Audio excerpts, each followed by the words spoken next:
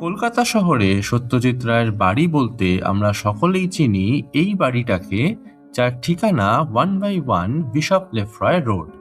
যার নামে এই রাস্তার নামকরণ, সেই জর্জ আলফ্রেড লেফ্রয় ছিলেন একজন আইরিশ যাজক, যিনি 1912 সাল নাগাদ কলকাতার বিশপ হয়েছিলেন।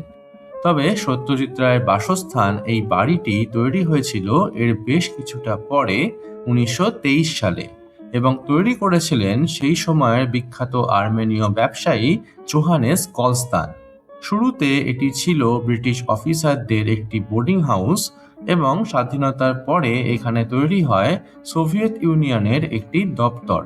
সত্যজিৎ রায়ের পরিবার এখানে থাকতে শুরু করেন 1970 সাল থেকে, এবং তাঁর জীবনে শেষ 2টি দশক তিনি এখানেই কাটিয়েছেন।